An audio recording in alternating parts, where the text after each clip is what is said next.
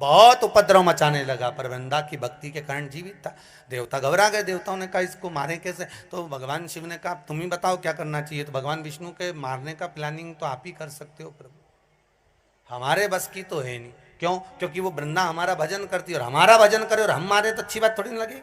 आप बताओ कैसे मारा जाए? तो भगवान बोले एक तरीका है कि तुम, जब मैं जलंधर को युद्ध के मैदान में लेकर जाऊंगा तब तुम इसका सात्वित्व भंग कर दो, इसके कक्ष में जलंधर बनकर। तो भगवान विष्णु बोले ये मेरा पूजन करती है, मैं सात्वित्व भंग करूं अच्छा लगेगा? एक काम करो, नहीं तो तुम सात्वित्व भंग करो। शंकर भगवान बोले मेरी धर्म पत्नी जगदम्बा से मैंने जब विवाह करा था, वचन दिया था हे जगदम्बा, नारी के सात्वित्व को एक तू और एक मैं सदा सदा के लिए जीवित रखेंगे, नारी के सात्वित्व को। इसलिए स्त्री नारी जो भी व्रत करती है, उपास करती है, पूजन करती है, पाठ करती है, अर्चना करती है, उसमें लक्ष्मी जी का पाठ नहीं होता, लक्ष्मी जी की आराधना नहीं होती, सरस्वती की आराधना नहीं होती, उसमें माता पार्वती की आराधना होती है। तीज का व्रत किसका है? बोलते जाओ। चतुर्थी का व्रत किसका है? छठ का व्रत किसका है? पार्वती का। जितने माताएं व्रत करती है सब पार्वती के हैं।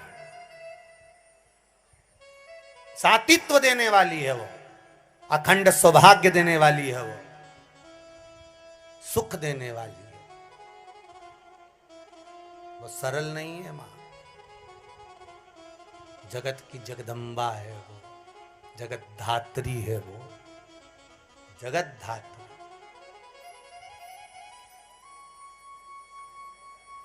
उसको पहचानो जरा। जिसके पति हों अष्ट सिद्धि नव निधि के दाता, स्वयं शंकर जिसका पति हो उसके पास में अष्ट सिद्धियां नव निधियां तो चारों तरफ बिखरती हुई चलती है। चारों तरफ बिखरती हुई अष्ट सिद्धि नव निधियां चलती हो तो वो सहज कैसे हो सकता?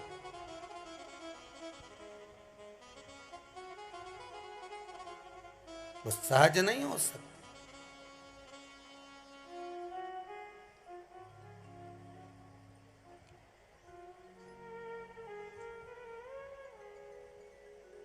अब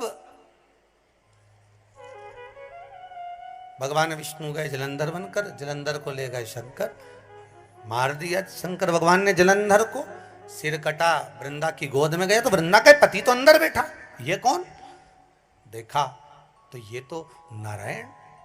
क्रोध आ गया वृंदा को, मेरा पति मर गया, आपके कारण मेरा सात्वित्व भंग हो गया, मैं तुम्हें श्राप देती हूं, तुम पत्थर हो जाओ। भगवान कहते हैं वृंदा माना मैं पत्थर का हो जाऊंगा क्योंकि तुम्हारा हृदय कठोर हो गया नारायण। एक नारी का सात्वित्व क्या होता है तुमने उसको डिगा दिया है, पत्थर के हो जाओ तुम। वृंदा अपना शरीर त्यागती है, हाथ में जल लेकर भस्म करती है, तुलसी का क्यारा बनती है, उसमें से आवाज निकलती है, शंकर भगवान आपने मेरे पति को मारा तो तुलसी का दल आप पर कभी नहीं चढ़ेगा। केवल वर्ष में एक दिन बैकुंठ चतुर्दशी का दिन ऐसा होता है जो रात्रि में 12 बजे से लेकर सुबह 4 बजे शंकर भगवान पर तुलसा चढ़ती है और ठाकुर जी पर बेलपत्र चढ़ता है। उस बेलपत्र और तुलसा को शहद की शीशी में रखा जाता है। जो बच्चा पढ़ने में कमजोर होता है, बुद्धि से कमजोर होता है, वो शहद कम से कम 2 महीना 3 महीने तक चटाया जाता है, तब बच्चा बुद्धि और विद्या में तेज हो जाता है।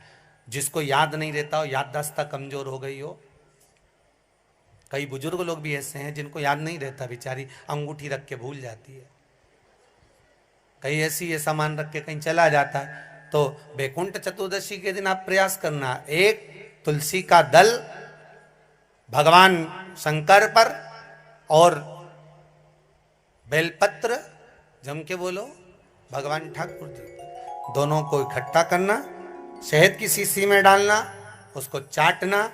महाराज विवेक बुद्धि तीव्र होगी, याददाश्त बनी रहेगी, याद रहेगा कि सियोर वाले महाराज ने क्या क्या सुनाया था। तो अगली बार कम से कम तुम भी तो कथा बांध सकते हो, इसलिए याद करते